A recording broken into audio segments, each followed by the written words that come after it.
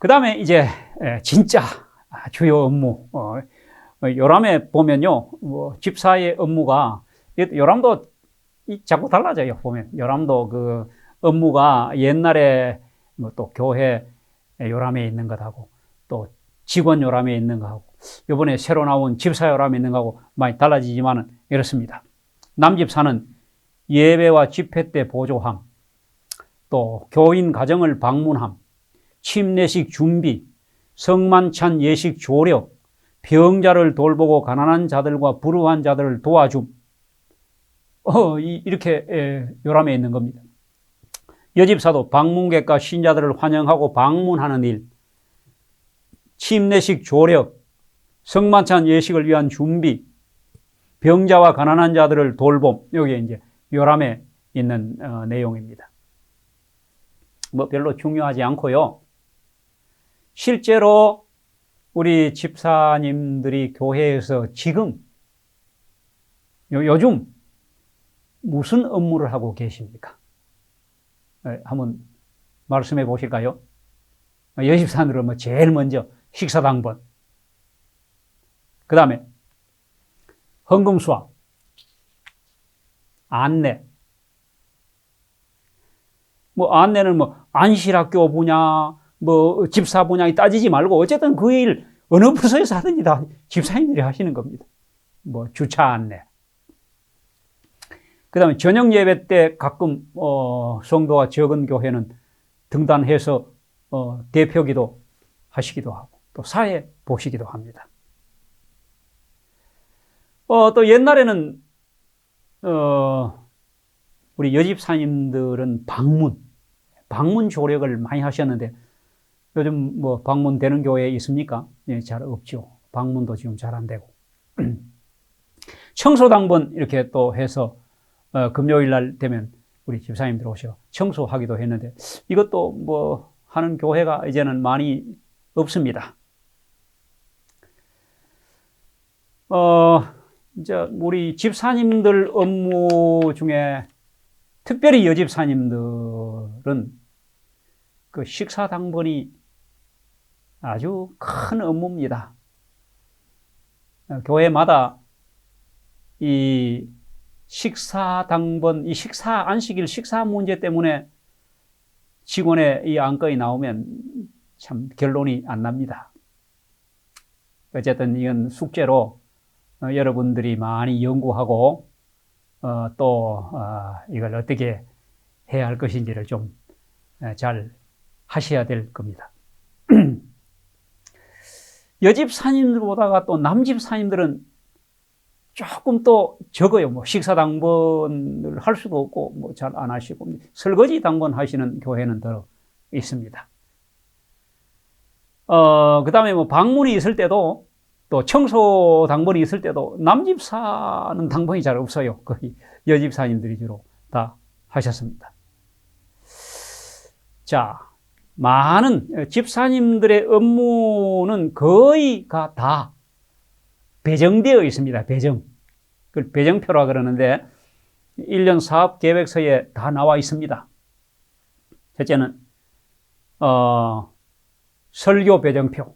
설교 배정표에 보면 집사님들 이름이 들어가 있어요. 기도, 어떤 3일 기도회 같은 데는 4회 이렇게 들어가 있습니다.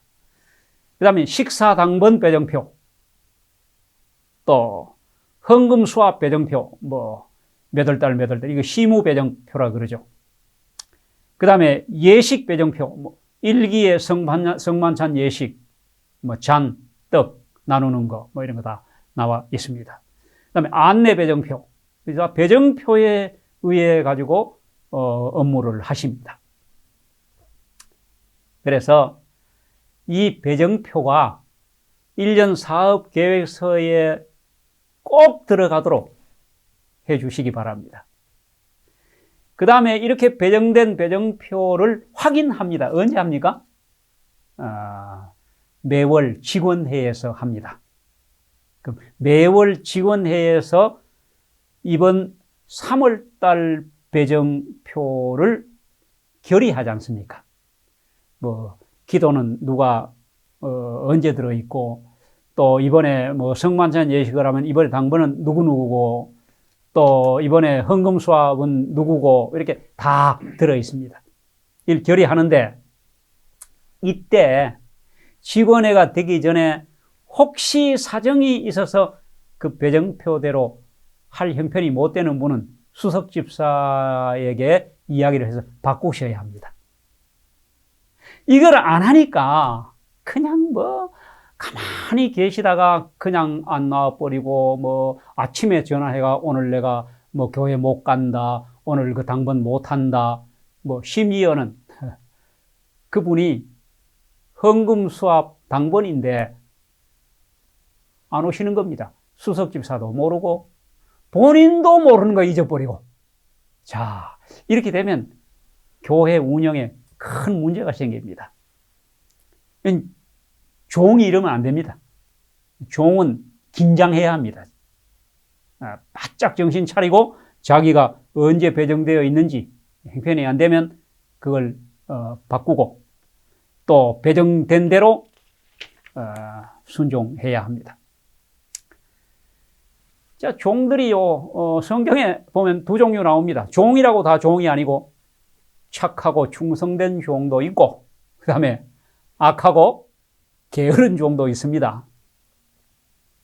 여러분, 착하고 충성된 종이 되어서 첫째는 수석 집사님 마음 상하지 않도록 해주시고, 수석 장로님 마음 상하지 않도록 그렇게 해주셔야 합니다. 자, 그 다음에 이제 또 하나는 집사회라는 게 있죠. 집사회. 집사회 얼마 만에 한 번씩 모이십니까? 남집사 따로 하고 여집사 따로 하십니까? 같이 하십니까? 또 어떤 교회는 집사 회비를 거두는 교회도 있어요. 사실은 교회의 모든 모임은 헌금만 있을 뿐이지 회비는 없습니다. 회비 거두면 거둬보신 분 교회는 들어 알지만은 그 뭐 임의로 다시 말 직원의 결의 없이 임의로 이렇게 좀 쓸 수 있는데, 뭐 야유회 가거나 집사님들 관광 갈 때 좀 쓰고 이렇게 하시긴 하지만은, 또 장로님들은 그렇게 장로회에서 쓰긴 하지만은 잡음이 많습니다. 돈이 있는 곳에는 뭐 잘 썼니, 잘못 썼니, 뭐 마음대로 썼니, 교회에서 그런 잡음이 나면 안 되는 겁니다. 그래서 회비는 좀 연구를 하시고요. 어쨌든 집사회를 최소한 한 달에 한 번씩은 하시고, 집사 수양회는 한 기에 한 번씩 하시기를 권장합니다. 여기서 뭐 하는가? 집사회에 모여가지고 하는 일은요, 그동안 하는 예식, 뭐 예를 들면 성만찬 예식, 침례식, 또 안내, 뭐 여러 뭐 식사당번 하는 것 중에 이제 문제가 생기고, 또 조금 더 잘하기 위해서 좀 고쳐야 되겠다, 이런 것들을 다 거기서 다루는 겁니다. 제일 중요한 게 뭔가? 교육입니다. 그리고 두 번째는 소통입니다. 어디든지 뭐 가정도 그렇고 교회도 그렇고 작은 집사회도 그렇고 소통이 안 되면 밑에서는 불만이 쌓이고, 불만이 쌓이면 협조가 안 됩니다. 그럼 일이 안 됩니다. 그래서 이런 집사회를 통해서 소통하고 교육해야 합니다. 그리고 안건을 받고 민원을 접수하고, 이런 일을 집사회에서 이런 건설적이고 발전적인 집사회를 운영을 잘 하시면, 이 수석 집사가 좀 잘 하셔야 됩니다. 그걸 잘 하시면 집사회가 아주 재미있고 또 분위기가 좋아지고 봉사하는데 차질이 안 생기고 또 발전하고 그렇게 됩니다. 자, 이제 장로 하겠습니다. 장로의 주요 업무. 자, 우리 장로님들은 포지션부터 아셔야 됩니다. 우리 장로님들은 그저 교회의 가장 어른들이시고 또 핵심 재직들이신데 장로 뭐 조금 상식적으로 참고로 좀 아셔야 될 것은 우리 제7일 안식일 예수 재림교회의 장로 제도는 처음에는 없었습니다. 집사만 임명했습니다. 그러다가 1854년 조셉 베이츠라는 사람이 리뷰 앤드 헤럴드지에 교회 질서라는 원고를 기고하면서 거기에 두 종류의 장로를 언급했습니다. 장로 중에는 두 종류 장로가 있다. 그 두 종류 장로 중에 하나는 치리하는 장로, 교회 다스리는 장로와 그 다음에 말씀 선포하는 장로가 있다. 신약 장로입니다. 신약 교회의 장로는 두 장로가 있는데 무슨 장로? 쉽게 행정하는 장로와 목회하는 장로가 있다 이 말이. 여러분들 무슨 뜻인지 아시겠죠? 지금 누구를 얘기하는지 아시겠죠? 행정, 교회를 다스리고 치리하는 장로는 오늘날 장로고 또 말씀 선포하는 장로는 누굴까요? 이 목사예요. 그 다음에 그러다가 그 이듬해 1855년에 프레스비 전도자 프레스비라는 사람이 똑같은 제목으로 교회 질서라는 제목으로 장로 둘을 언급했는데 교회를 영적으로 감독하는 장로 곧 여행하는 장로와 그 다음에 교회에 주재하면서 목양하는 지역 장로가 있다 그랬어요. 여행하는 장로 뭘까요? 누굴까요? 왔다리 갔다리 하는 장로? 이 교회에 있다가 저 교회에 가고 여기서 우리 교단에 아마 인사이동이 착안된 게 아닌가. 그 당시에는 또 실제로요 이렇게 말씀을 가르치고 전하는 목사의 역할을 하는 장로들이 한 교회에 오래 머물러 있으면 다른 데 가서 빨리 개척하고 거기도 교회를 세워야 되기 때문에 자꾸 이동해서 해야 돼요. 그리고 그분이 떠난 거기에는 누가 있어요? 목양, 그 교회를 먹이고 키우는 장로가 있었습니다. 이렇게 우리 교단의 장로 제도가 시작됐습니다. 자, 오늘날 여행하는 장로는 목사고 목양하고 행정하는 장로는 오늘날 장로입니다. 그러므로 장로는 교회의 행정자입니다. 그래서 제가 우리 장로님들은 요람을 다 공부하고 교회 행정과 교회 조직과 교회 질서를 아셔야 된다고 말씀드리는 거예요. 장로는 교회 최고 지도자고 행정자고 교회 주인입니다. 목사는 갑니다.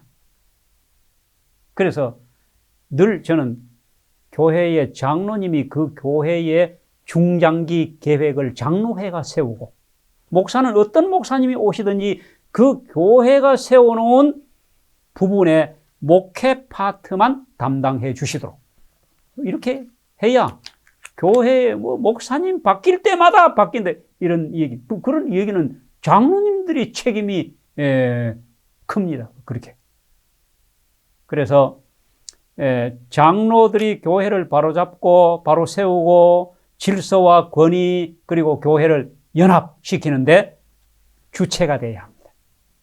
참 장로의 역할이 큽니다. 자, 요람에 나오는 장로 업무, 장로 자격 이런 거 다 안 한다고 말씀드렸습니다. 자, 장로님들이 지금 교회에서 하고 계시는 업무가 뭡니까? 우리 집사님들도 다 아시고 주로 뭐 합니까? 주로 장로님들은 예배 봉사합니다. 예배 시간에 안식일 날 사회 보시고 그 다음에 공중기도 기도하시고 그 다음에 장로는 행정자이기 때문에 전원 직원입니다. 그렇죠? 여러분 그걸 아셔야 됩니다. 왜 장로님들은 전원 직원인가? 그럴 수밖에 없는 거예요. 장로님들이 교회 행정자고 교회 치리자고 교회를 세우는 자이기 때문에 직원에 다 들어가셔야 되는 거예요. 그 다음에 또 뭘 하십니까? 직원이시고 또 그 다음에 하는 게 별로 없는 거죠. 그 다음에는 그 직원에 참석하고 직원에 들어가가지고 직원의 교회 중요 안건 결의하는데 참여하시고, 그리고 또 예배 시간 때 올라가셔가지고 사회 보시고 기도하시고, 아니 뭐 조금 적은 교회는 설교를 가끔 하시기도 하고, 또 뭐 하십니까? 이제 안실학교 교사를 하시는 장로님도 계십니다. 그리고 이제 성만찬 예식 때 집례에 또 참여하시고, 뭐 이 정도입니다. 자, 이 정도 하시는데 교회가 정말로 수준 높은 한 단계 수준을 끌어올리려면 장로님들의 수준이 높아져야 되는 겁니다. 자, 우리 장로님들이 예배를 인도하시면 예배학을 어디 배우시고 하십니까? 또 늘 사회를 보시는데 그게 예배의 무엇인지, 예배 인도, 사회가 무엇인지 그걸 배우신 일이 있으십니까? 공중기도를 늘 하시는데, 뭐 장로님들은 여차하면 기도하십니다. 또 조금 소수가 모여서도 기도할 일이 있으면 박 장로님 기도하시겠습니다. 이렇게 다 장로를 시킵니다. 근데 공중기도 하는 법 뭐 가르쳐 주는데도 잘 없지만은 배우시고 하십니까? 또 직원의 참석을 뭐 매월 하시는데 의사 진행법, 교회 행정자인데 교회 행정, 저는 이런 걸 참 안타까운 것은 장로님들이 필수적으로 배우시고 아셔야 될 것들을 좀 배우고 알 수 있는 기회가 없다는 게 안타깝습니다. 좀 하셔야 됩니다. 그래서 대부분의 우리 장로님들이 그냥 어깨너머로 배우고 그냥 우리 선배 장로님들이 하시는 거 보고 이렇게 해서 합니다. 그러다 보면 별로 발전이 없습니다. 그래서 제가 끊임없이 우리 장로님들은 교회 요람, 장로 요람, 그것만 해도 웬만큼 나옵니다. 그게 교회 요람, 장로 요람, 정독하시고, 또 정독하셨더라도 새해가 되면 새로운 마음으로 또 한 번 정독하시고, 이렇게 하시면 좋겠습니다. 첫째, 장로는 교회 행정자이기 때문에 행정을 알아야 합니다. 교회법을 잘 알아야 합니다. 참 제가 우리 합회 총회에 참석을 했을 때 그 합회장 선출하는데 상당히 신경들을 많이 쓰시잖아요. 근데 우리 대표로, 적어도 총회 대표로 오시는 분들은 행정하러 오신 거예요, 거기. 근데 우리 교회 행정을 모르시는 분들이 들어있는 겁니다. 직선하자, 이거 직선. 우리 합회장 여기 대표로 다 왔으니까 여기서 직선, 어떤 분들은 아예 입후보 시켜가지고 그분이 그 소견 발표도 좀 하고, 그리고 직선 투표하자. 제가 이 말씀을 듣고 계신 우리 장로님들 괜찮은 것 같아요. 이런 분들은 사실은 어찌 보면 총회 대표 자격도 없습니다. 저분이 우리 제7일 안식일 예수재림교회 장로 맞나? 저분 뭐야? 정체불명의 장로일 수도 있습니다. 왜냐하면 우리 교회 장로님들은 우리 교회의 행정 조직, 대의제를 모르시기 때문에, 그분 자신이 교회를 대표로 오신 분이에요. 그 대표로 오신 분들이 또 대표를 뽑아서 선거위원을 조직위원 뽑고 선거위원 뽑는 거예요. 하도 이렇게 하니까 총회가 말입니다. 후보자 10명을 투표해가지고 뭐 5명 해가지고 합회장 후보 5명을 들여보내잖아요. 이렇게 잘못하고 있는 거예요. 이게 우리 장로님들 수준이 자꾸 이렇게 요구를 하니까 이렇게라도 무마하는 겁니다. 이렇게라도 참여를 하시도록. 이렇게 하면 안 되는 거예요, 원래. 그럼 만약에 여러분 생각해 보십시오. 총회가 그렇게 하고 우리 교회가 그렇게 한다고 생각해 보십시오. 우리 교회도 장로 뽑을 때 총회에서 모든 교인들이 장로 후보 써내가지고 그 중에서 뽑는다. 예를 들면 후보 나온 사람 5명 중에서 선거위원회 이름 넣어가지고 거기서 뽑는다. 이렇게 되면 어떻게 되겠습니까? 그렇게 되면 첫 번째 문제가 뭔지 아십니까? 떨어지는 사람이 생기는 겁니다. 떨어지는 사람 기분 좋겠어요? 아니, 선거위원회에서 선출이 안 된다도 교회 나오겠느니 말겠느니 하는데 떨어져 보십시오. 얼굴 들고 교회? 못 나옵니다. 여러분, 우리가 대의제를 하는 이유를 알아야 돼요. 왜 그렇게 하는, 왜 이렇게 하는지 장로님들이 이유를 알아야 돼요. 왜 선거제도가 있는지 비입후보, 입후보 안 합니다. 선거운동 안 합니다. 이거 왜 이렇게 안 하는지를 아셔야 돼요. 이거는 떨어지는 사람이 없도록, 패자가 없도록 5명 합회장 들여보냈는데 비밀이지만은 공개된 비밀입니다. 이번에 합회장 누가 나왔는지 몇 표로 떨어졌는지까지 다 나옵니다. 그럼 아슬아슬하게 떨어진 분은 무슨 생각할까요? 야, 내가 조금만 힘쓰면 되겠구나. 그 뭐 할까, 그 다음에. 그래서 선거운동 이야기가 나오는 겁니다. 우리 장로님들은 행정자입니다. 행정을 아셔야 돼요. 우리 교회 행정 대의제, 선거제도의 특수성, 이런 걸 정말로 아셔야 돼요. 그래야 교회를 질서 있고 연합이 깨지지 않도록 교회를 잘 치리할 수가 있습니다. 교회 연합 깨져버리면요, 교회 폐가 갈라지면 아무것도 안 됩니다. 여러분, 그런 교회에 들어봤지 않습니까? 막 직원회 하다가 막 그냥 싸움 박질이 나가지고 분위기가 그러다니까 교인들 떠나고 목사도 떠나고 한번 그렇게 곤도박질 치면요, 교회가 회복되는데 10년이 돼도 회복 잘 안 됩니다. 다 누구에게 책임이 있는 장로님들에게 있습니다. 장로님이 행정자입니다. 교회 주인입니다. 정말 행정 질서를 잘 알고 질서 있게 교회를 치리해 주셔야, 설사 목사가 그렇게 해도 목사를 지도해야 됩니다. 이게 교회 장로의 정말 중요한 업무입니다. 우리 장로님들 잘 아시겠죠?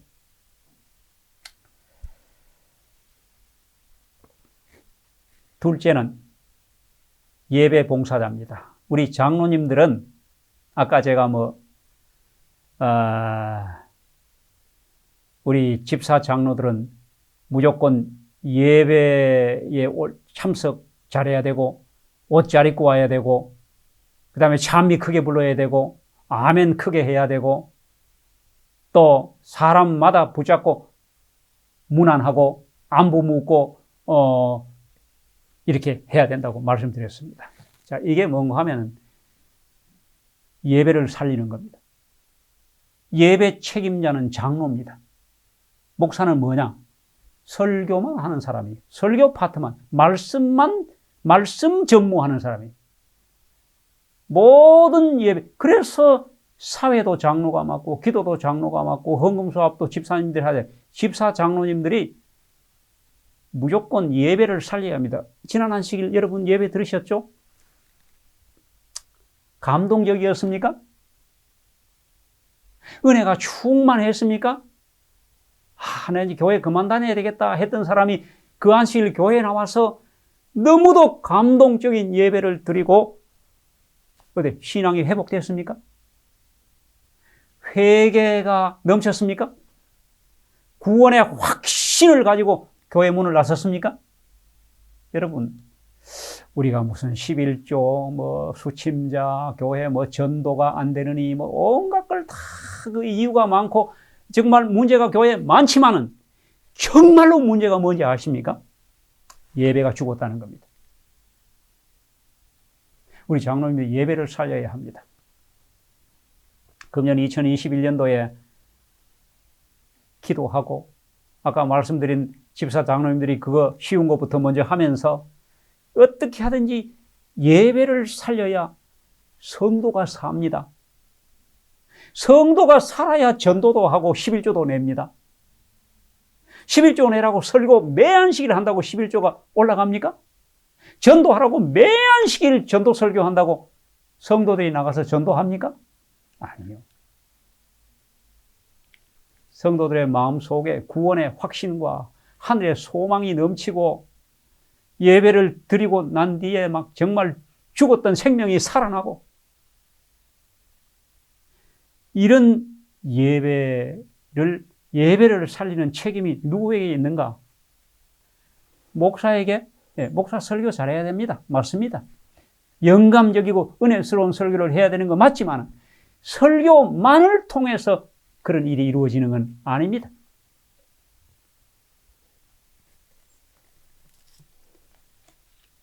장로는 예배를 계획하고 예배를 감독하고 예배를 인도하는 책임이 있는 사람입니다.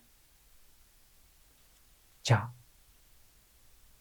장로님들이 예배에 참여하는 역할 중에 첫째, 장로님들은 안식일 예배 때마다 거의 대부분의 교회가 사회를 봅니다. 예배 사회를요, 너무 가볍게 생각하는 경향이 있습니다.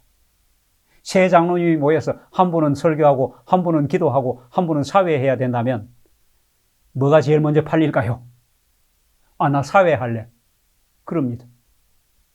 제일 힘들어하는 게 뭔지 아십니까? 설교. 아이고, 나 설교 난 못한다. 이 반대입니다.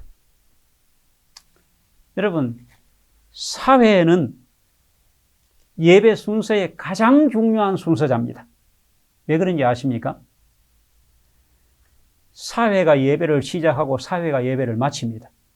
그러면 시작과 마치는 중간에 들어는 모든 순서의 진행과 모든 순서를 확인하고 체크하고 하는 게 예배 인도자, 사회자가 해야 되기 때문입니다. 자, 예배 장소에 우리 사회자가 예배 사회를 맡으면, 자, 첫째, 예배 드리는데 문제가 생기지 않도록 모든 것들을 확인하고 체크해야 되는데, 교회 일찍 오셔가지고, 자, 처음에는 진행 맡은 사람을 확인해야 됩니다. 첫째는 설교자. 여러분, 그날 설교자가 펑크 난 일이 있을 수 있을까요, 없을까요? 저는 봤습니다. 설교자가 없는 거예요. 설교인 줄 몰라, 자기가. 그러면 그 사람 책임이기도 하지만은 이게 바로 사회자 책임이에요. 자, 사회자는 예배 시작과 끝까지 책임진 사람이기 때문에 그 중간에 순서 맡은 사람을 전부 확인해야 합니다. 목사님, 이번 금요일 저녁에 설교입니다. 알고 계시죠? 그 다음에 누구요 또? 기도 맡은 사람, 반주할 사람, 헌금 수합, 마치 또 특창할 사람 전부 확인해야 합니다. 이걸 안 하니까 예배가 어떻게 드려지는가 하면은 피아노 반주자 없이 아무나 나와가지고 찬미 지도 좀 해라. 그 다음에 기도자가 안 나타나가지고 아무나 붙잡고 기도실에 들어가고. 여러분, 이런 예배를 하나님이 받으실까요? 이런 예배 은혜를 받을까요? 이 다 누구 책임인지 아시죠? 제가 우리 예배를 살리는 일에 장로님들에게 좀 제가 스트레스 팍팍 좀 줍니다. 좀 긴장해야 합니다. 예배를 함부로 가볍게 아무렇게나 그냥 아무나 붙잡아가 기도시키고 넥타이 맨 사람 사회 보러 올라가고 그 다음에 헌금 바구니가 없어서 찾으러 다니고 이런 예배 또 뭐 피아노 반주자가 안 나와가지고 반주 없이 예배 드리고, 확인 안 했기 때문에 그런 겁니다. 만일에 반주자가 못 나온다면 다른 반주자한테 부탁해야 되고, 찬미 지도는 누가 해줘야 되고, 이거 다 예배의 진행 맡은 사람을 확인하는 게 사회자가 해야 됩니다. 두 번째는 예배 장소. 예배 장소에 마이크가 제대로 나오는지, 켜져 있는지, 또 너무 춥지는 않은지, 냉난방 상태, 청소, 환기 상태, 교회당 정리 상태, 헌금 바구니가 제자리에 있는지, 이런 것들을 다 확인해 놓지 않으면 예배에 차질이 생깁니다. 마이크가 안 나온다든지, 아니면 냉방에서 온 교인들이 오돌오돌 떨면서 예배를 드리는 일이 생기든지, 이런 예배가 어떻게 은혜스럽겠습니까? 헌금 수합하는 집사님들이 다 앞에 나왔어요. 11조에 관한 권면 읽었어요. 옛날에는 헌금 바구니를 전부 강대상 안에다 넣어놨는데, 강대상 문을 딱 여니까 바구니가 없어, 헌금 바구니가. 어떻게 해야 되겠습니까? 지난 안식일에 재무장로가 재무실에서 헌금 계산하고 거기다 그냥 놔둔 거야. 이건 뭐 헌금 11조 관한 권면 읽고 재무실 내 한 사람이 쫓아가 헌금 바구니 찾아 들고 오고, 여러분 이런 예배를 어떻게 생각하십니까? 괜찮아요? 처음 예배 드리러 온 분들이 그런 예배를 드리고 감동을 받겠습니까? 자, 사회자가 얼마나 중요한지 요만큼만 말씀드려도 아시겠죠? 그 다음에 순서 진행에 있어 주보에 오자가 없는지, 혹시 주보에는 나와 있지만 빼는 순서는 없는지, 그 다음에 성경 봉독은 제대로 하도록 여러 번 읽어보고 틀리지 않도록 읽고, 부를 찬미 미리 선택해 놓고, 어떤 때는 설교자에게 끝 찬미를 뭘 하면 좋을지 미리 다 알아놓고 찬미가 뒤적뒤적하고 이렇게 하면 안 돼요. 그러니까 이런 걸 사회자가 다 체크하고 확인하고 준비하고 완벽하게 시작과 끝까지 예배가 차질 없이 진행되도록 해야 그 예배가 하나님이 받으시고 성도들은 은혜를 받습니다. 그리고 사회자가 사회를 잘 봐야 합니다. 많은 분들이 그냥 올라오셔가지고 아주 편안하고 가벼운 마음으로 성도 안녕하십니까 여러분, 오늘 날씨 많이 춥죠? 여러분 이거는 회갑잔치 사회지 예배 사회가 아니에요. 예배의 사회는 예배의 흐름에 방해가 되면 안 됩니다. 예배에 집중하도록 사회를 보시는 것은 말을 많이 안 하는 겁니다.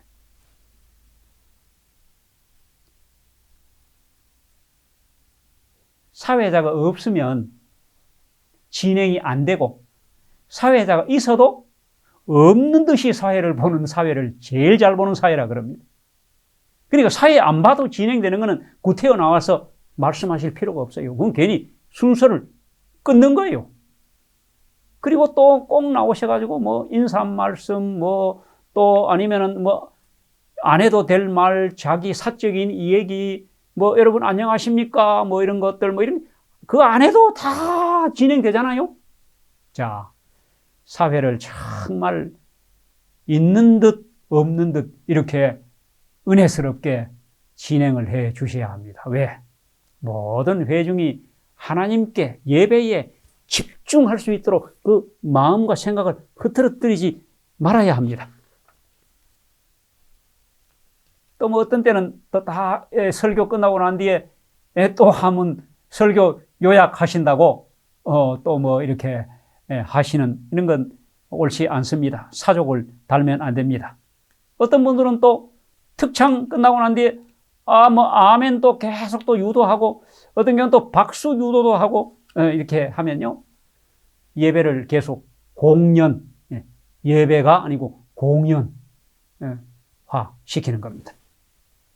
자, 우리 집사님들이나 장로님들 혹시 사회를 맡으시면 어떤 경우에 사회를 예배 진행을 맡으셔도 명심하시고 체크하고 확인하고 준비하고 그렇게 해서 예배가 아주 수준 높은 아주 질서 있고 군더더기 없는 그런 예배로 준비해 주시면 좋겠습니다. 그 다음에 맞는 게 공중기도입니다. 이제 목사 요람에 보면 공중기도에 샘플이 나와 있습니다. 근데 이게 참 쉬운 것 같지만은 또 뭐 교회 몇십 년 다니시면 뭐 기도 다 할 줄 압니다. 누구를 시켜도 기도합니다. 그런데 어찌 보면 누구를 시켜도 제대로 못할 수도 있어요. 여러분 지난 안식일에 어떤 분이 올라가서 공중기도한 하나님께 올린 기도의 내용을 기억하고 계십니까? 지난 안식일은 고사하고 아멘 기도 예수님 이름으로 기도드립니다. 아멘 하자마자 뭔 기도했는지 다 잊어버리죠. 네. 자, 첫째, 우리 장로님들이 특별히 설교 예배의 기도를 맡으시면 준비하시기 바랍니다. 설교자가 설교 준비하지 않고 설교할 수 없습니다. 준비 안 하고 설교한다면 그건 정말 망령된 것입니다. 그런데 설교자는 하나님의 말씀을 교인들에게 하는 게 설교자입니다. 그렇죠? 그런데 공중기도자는 반대입니다. 교인들을 대표해서 하나님께 말씀 올리는 겁니다. 자, 어느 게 더 두렵고 조심스럽습니까? 하나님께 말씀 올리는 게입니까? 사람에게 하는 겁니까? 그 목회자는, 설교자는요, 사람한테 하는 겁니다. 하나님의 말씀을. 그런데 많은 기도 맡은 분들이 그걸 인식 못하는 겁니다. 그냥 기도에 들어갈 단어만 나열하면 기도가 되는 줄 알아요. 아니에요. 기도자는 하나님께 말씀드리고 있는 겁니다. 얼마나 조심스럽습니까? 그리고 자기의 어떤 생각을 말씀드리는 게 아니고 청중들을 대표해서 말하는 거예요. 그러니까 설교자가 설교 준비하는 것보다가 기도자가 기도 준비하는 게 어려운 겁니다. 왜요? 지금 오늘 우리 모든 성도들이 하나님께 올릴 기도가 과연 무엇일까? 대표 기도를 해야 되기 때문입니다. 그래서 제발 준비하고 기도단에 올라오시면 좋겠습니다. 준비. 설교자가 설교 준비하듯이. 그 다음에 올라오셔서 기도를 하실 때 짧게 하십시오. 구색 맞추려고 하는 순간 기도는 틀어집니다.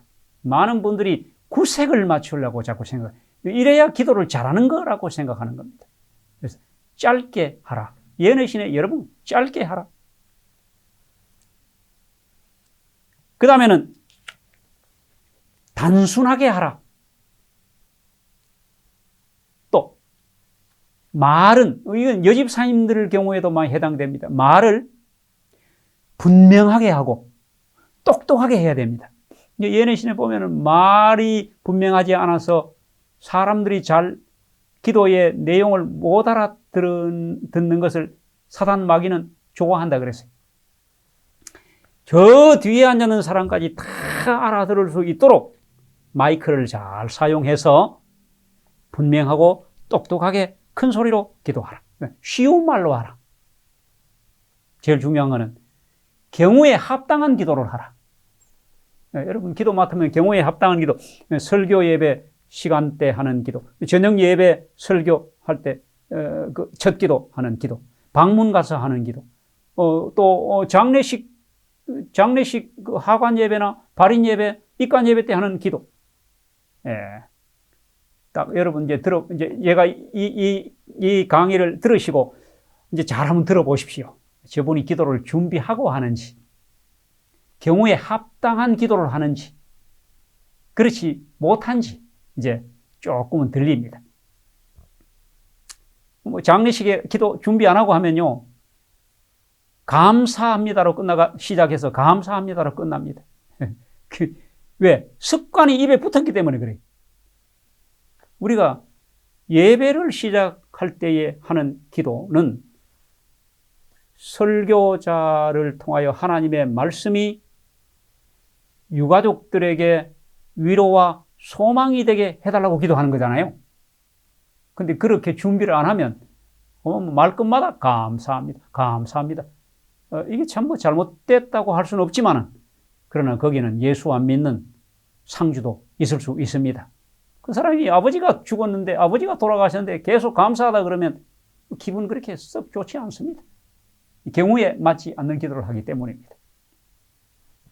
자, 경우에 맞게 기도를 준비해서 해야 합니다. 그리고 또 공중기도에 가장 좋은 자세는 무릎을 꿇고 기도하라 되겠습니다. 그리고 중요한 것 중에 하나가 사람에게 하지 말고 하나님께 기도하라, 이런 예언의 신의 말씀이 있습니다. 이게 무슨 말씀입니까? 사람의 귀에 들리게, 사람의 귀에 듣고, 특별히 방문 가서 예배 드리고 기도할 때 보면요, 그 방문 받는 사람이 어떻게 하든지 좀 기분 좋고 뭐 이렇게 하도록 하나님께 기도하라, 이렇게 하면요, 무슨 기도 시작을 거창하게 뭐 시편 한 편 읽고 성경절 한 절 읽고 막 기도에 막 중간중간에 성경절 여러 절 넣고, 이거는 하나님께 설교하는 것이다 그랬습니다. 기도에 무엇을 우리가 단순하게 하라, 쉬운 말로 하라는 말은 정말 하나님께 기도하라는 말이. 자, 뭐 이것도 길게 못합니다. 제가 공중기도의 목사 요람에 보면은 주기도문을 중심으로 공중기도를 준비할 때 포함되어야 할 내용 7가지가 나옵니다. 첫째는 하나님의 이름을 부르라. 자, 무조건 기도는요, 하늘에 계신 우리 아버지, 하늘에 계신 하나님, 이렇게 시작하라는 겁니다. 네. 이렇게 시작 안 하는 기도 있죠? 네, 있습니다. 기도에 멋을 좀 부리려고 시편 23편으로 시작하는 사람도 있고 뭐 여러 내용이 있는데, 공중기도는 제일 중요한 게 뭔지 아십니까? FM대로 해서 내가 대표로 하니까 모든 교회 성도들이 아멘 할 수 있도록 해야 되는 거예요. 내 개인 기도할 때는 상관없어요. 뭐라고 하든지 상관없어요, 사실은. 그런데 공중기도만은 나는 저분이 기도할 때는 아멘 하고 싶지 않아. 그 대표적인 것 중에 하나가 제가 들은 건, 기도 다 끝나고 있는데 예수님의 이름으로 기도 드렸사옵나이다, 기도 드렸습니다, 나는 아멘 하고 싶지 않다, 이렇게 얘기하는 분이 있어요. 저한테 찾아와서. 그러면 그 기도 잘못하는 겁니다. 개인 기도 하실 때는 그렇게 하셔도 돼요. 근데 앞으로 이제 예수님의 이름으로 쭉 기도 드리고 있겠나이다, 어떻습니까? 괜찮아요? 뭐 괜찮은 것 같지만은 아멘 하고 싶지 않은 사람이 있다면 그렇게 하면 안 된다는 겁니다. 자, 무조건 시작은 하늘에 계신 하나님, 이렇게 시작하십시오. 하늘에 계신 우리 아버지. 자, 두 번째는 감사와 찬양을 하는 겁니다.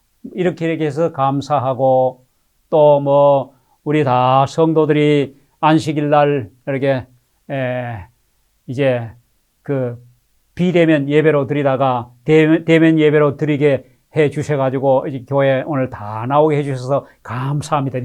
감사와 찬양을 넣어요. 자, 그 다음에 세 번째는 뭐 넣어야 되겠어요? 세 번째는 죄 용서, 회개의 기도를 하는 겁니다. 왜냐하면 이사야 59장 1절에 너희 여호와의 손이 짧아 구원치 못하심도 아니요 귀가 둔하여 듣지 못하심도 아니라 너희 죄가 너희와 너희 하나님 사이를 내었고. 그러니까 일단 모든 회중이 하나님 앞에 나와서 해야 될 첫 번째 예배의 장애물을 제거하는 건 죄사함입니다. 죄 용서를 반드시 넣어야 돼요. 모든 기도에. 죄 용서를 넣어야 합니다. 회개.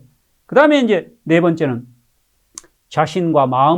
우리 자신과 마음을 하나님께 드리는 헌신의 기도를 하고, 그 다음 다섯 번째는 이제 일반적인 중보와 여섯 번째 특별한 중보. 이게 뭡니까? 우리 교회가 온 회중이 알고 있는 기도 제목. 요즘 같으면 이제 코로나19 이게 빨리 어떻게 수습되고 이게 떠나도록 하는, 이건 참 대표적인 기도. 또 나라를 위한, 나라 위정자들을 위하고, 우리가 대총회 지도자들을 위하고, 또 우리 교회에 특별한 건축이 있으면 건축을 위하고, 이런 것들을 여기 넣고, 그리고 꼭 해야 되는 것 중에 예배 이 자체를 위하여 기도 반드시 해야 됩니다. 많은 분들이 저녁 예배 드릴 때는 이거 잘 안 해요. 설교 말씀을 하는 이 설교 말씀과 또 그 말씀을 듣는 청중을 위하여 기도하는 겁니다. 이렇게 이제 일반적인 중보와 특별한 중보가 끝나면 일곱 번째 결론, 예수님의 이름으로 기도를 마치는 것. 예수님의 이름으로 기도 드립니다. 이런 폼에 맞추어서 우리 장로님들이 또 집사님들이 기도를 맡으시면 정말 요약해서 간단하고 핵심적이고 쉬운 말로 기도를 잘 준비하시면, 자, 여러분 기도를 할 때요, 준비 안 된 기도는 어느 부분에서 아멘 해야 될지 몰라. 준비된 기도는요, 벌써 기도를 하는 도중에 회중들의 마음 속에서 아멘 하고 싶은 충동이 막 일어난다니까. 아멘. 정말로 그렇습니다. 정말로 하나님이 그렇게 되기를 바랍니다. 아멘. 이런 기도를 해야 됩니다. 자, 이런 기도와 이런 사회와 준비된 순서, 이런 것들이 다 이렇게 어우러질 때에 예배가 사는 겁니다. 그럼 결석생이 줄고, 그러면 뒤로 물러가는 사람도 없고, 그러면 믿음이 연약한 사람이 오면 구원을 받습니다. 여러분, 교회가 세워져서 그 교회에서 영혼을 구원한다는 말은 이렇게 구원 얻는 것이지, 그냥 불러다가 침례만 계속 여러 명 주는 거, 그것도 대단히 중요하지만은 그것만은 아닌 것입니다. 우리가 다 잘 알고 있는 것입니다. 그리고 첫째는 장로 행정자다. 둘째는 예배 인도자다. 셋째는 장로는 부목사입니다. 장로하고 목사하고 마음이 잘 맞아야 합니다. 마음이 잘 안 맞아도 장로와 목사가 잘 조화를 이루어야만 교회가 편안하고 행복하고 사업도 잘 됩니다. 많은 경우에 우리 장로님들이 잘못 생각하시는 것 중에 하나가, 초창기 때 조셉 베이츠나 이런 분들이 얘기했다 그러듯이 목사도 장로고 장로도 장로요 하는 역할만 다른 겁니다. 그래서 속된 말로 종자가 같은 종자입니다. 근데 많은 경우에 우리 장로님들은 목사를 감독하고 또 목사님이 뭘 잘못하시면 아무도 얘기 못하니까 장로들이 가서 얘기해야지. 장로들이 총대 메고, 그 다음에 목사와 교인들의 어떤 분쟁이 생기면 장로들은 어느 종자요? 교인 쪽에 가고, 이 아주 잘못된 겁니다. 보면 이게 장로 요람에 나오는 얘기입니다. 장로는 목사 편에 서야 하는 겁니다. 목사를 지지해야 돼요. 여러분, 장로님들만 목사 편에 딱 서면 교회 목사와 성도들 간에 어떤 분쟁도 일어날 수도 없고, 일어나도 바로 수습됩니다. 장로님들하고 목사님이 이렇게 갈라질 때 교회 성도들이 엄청난 상처를 입고 피해를 봅니다. 이거 꼭 명심해야 합니다. 우리는 어쨌든지 뭘 바루는 것보다도 제일 중요한 것은 영혼입니다. 다 옳게 하고 다 잘해도 영혼을 잃으면 다 잘못한 겁니다. 자, 좋은 목사는요, 태어나는 것이 아니고 만들어지는 것입니다. 누가 만드는 것입니까? 장로님들이 만드는 겁니다. 장로들이 좋은 목사를 만들어야 합니다. 만능 목사는 없습니다. 모든 걸 설교도 잘하고 행정도 잘하고 인간성도 좋고 모든 이런 목사는 없습니다. 다 잘하는 목사는 없기 때문에 그 부족한 부분을 부목사로서 장로들이 채워야 하는 겁니다. 목사가 잘하는 게 있어요. 그것만 잘하도록 하면 돼요. 우리 목사님은 요거는 조금 부족해도 잘하는 게 있어. 그걸 가지고 목회하면 되는 겁니다. 그 다음에 장로는 목사의 선생이 되어야 합니다. 목사를 가르쳐야 돼요, 사실은. 우리 지방에 계시는 작은 교회에는 우리 젊은 목사들이 주로 배치가 됩니다. 잘 몰라요. 우리 노련한 장로님들이 직원회 하는 것도 가르치고 예식하는 것도 가르치고 그 다음에 목회하는 걸 계속 내두면 안 돼요. 한 2, 3년 계시다 가시겠지. 이러면 어디로 가십니까, 그분이? 그분 맨 우리 교회로 가십니다. 그러니까 우리 장로님들이 아주 지혜롭게 목사님을 잘 가르치는 선생이 되어야 되는 겁니다. 보여주고 가르쳐야 합니다. 어떤 경우든지 장로는 목사를 지지하고 목사 편에 서셔야 합니다. 자, 장로 요람 이제 읽어보시면 더 길게 목사를 어떻게 대접하고 어떻게 하라는 거 다 나오는데 이제 요만큼만 하고, 그 다음에 이제 장로도 장로회가 있죠. 제가 목회하면서 장로회 보면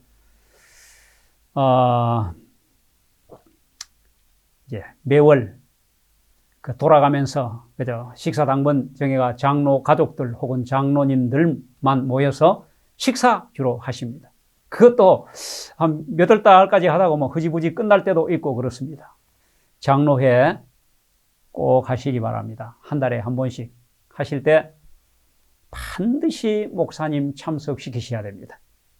왜냐하면 같은 계열이기 때문입니다. 거기서 뭐 하는가? 그야말로 이제 목사님과 장로님들 사이에 소통하는 시간입니다.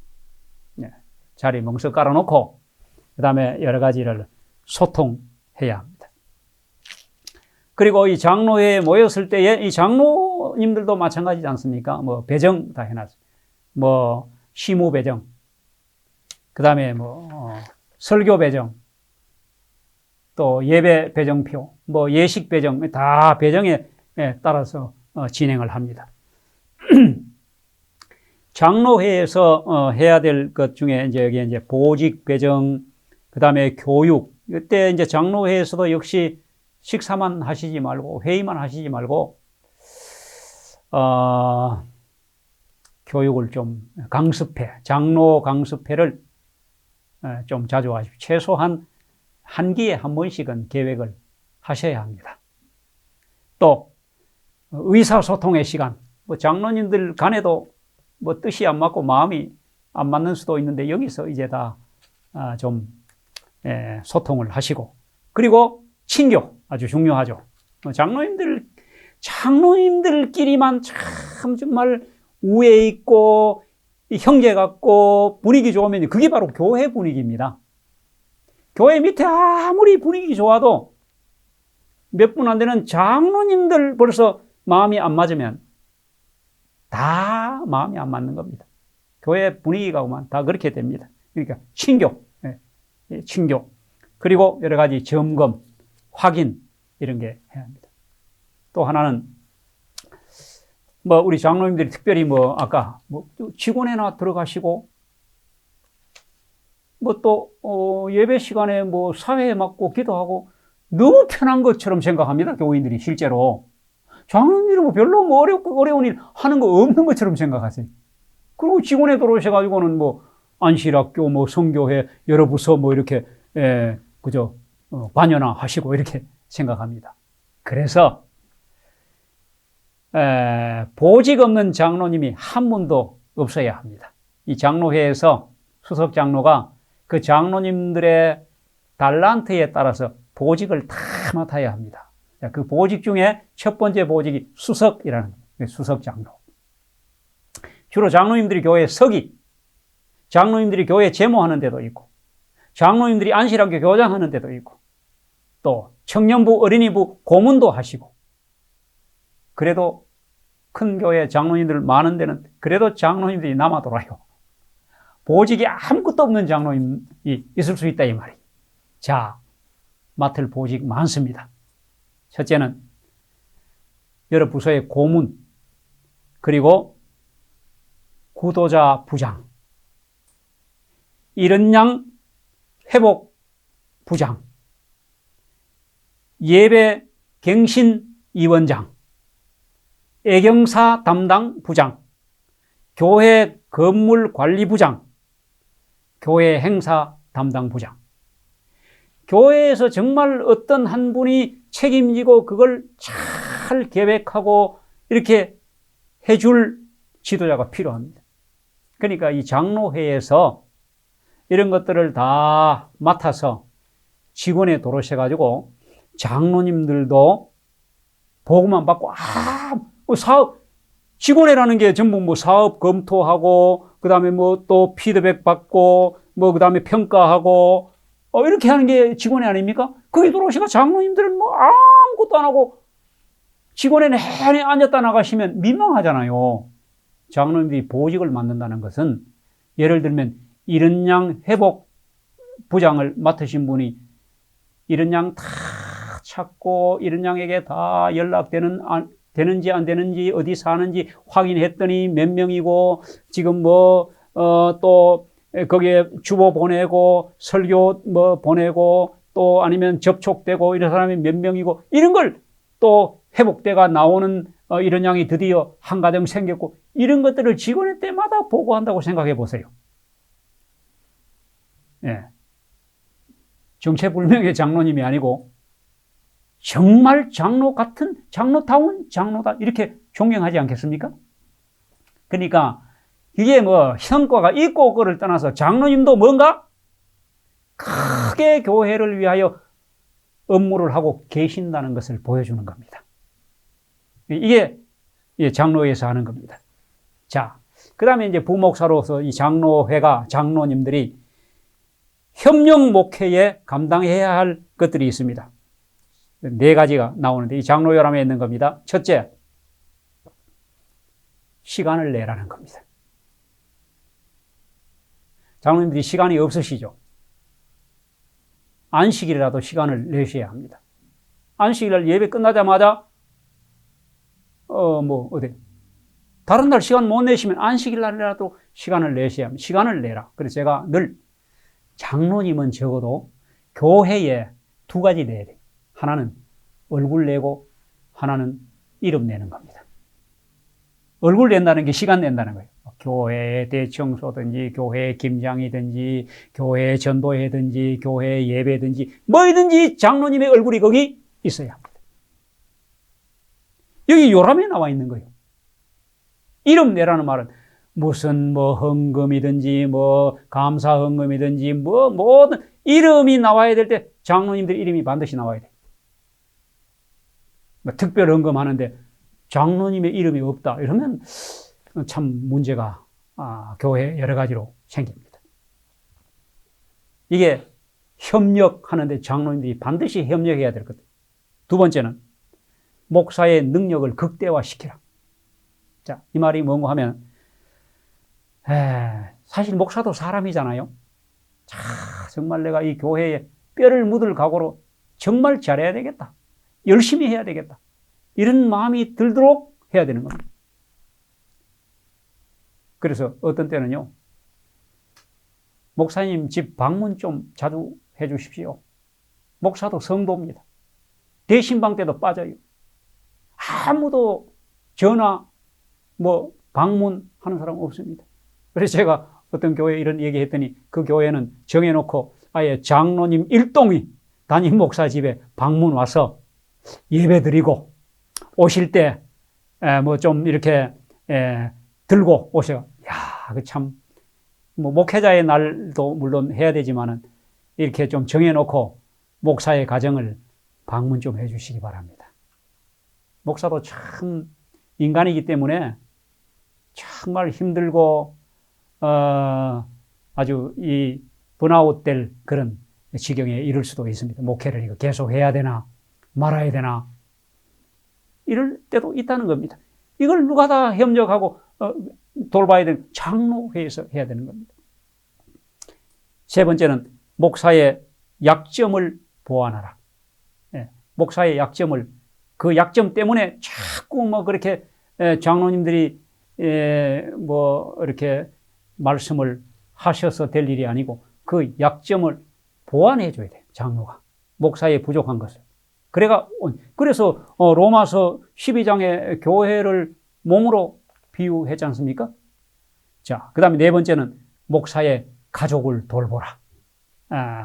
방문하고 위로하고 격려하고 도와주고 또 목사의 가정에 뭐 예를 들면 목사가 너무 춥게 지내지는 않는지 너무 덥게 지내지는 않는지 뭐 제대로 밥을 먹고 사는지 뭐 아픈 사람은 없는지 사실 목사도 그런 돌봄이 필요합니다. 이게 장로님들이 하셔야 될 일입니다. 자, 장시간 이제 여기까지 마치고 결론적으로 사실 이게 수십 번에 걸쳐서 수십 시간 해야 될 걸 이렇게 급한 마음으로 말도 빠르게 이렇게 제가 강의를 했습니다. 부족한 강의지만은 우리 새로 되신 집사님들과 장로님들 그리고 또 우리 모든 재직들 금년 한 해 오늘 드린 말씀이 도움이 되기를 바랍니다. 다 잊어버려도 또 다 기억할 수도 없습니다. 다 실천에 옮길 수도 없습니다. 드린 말씀 중에 당장 할 수 있는 쉬운 것부터 해서 교회가 달라지고 또 달라진 교회를 통하여 금년에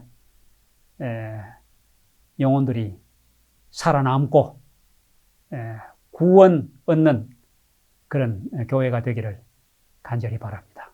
감사합니다.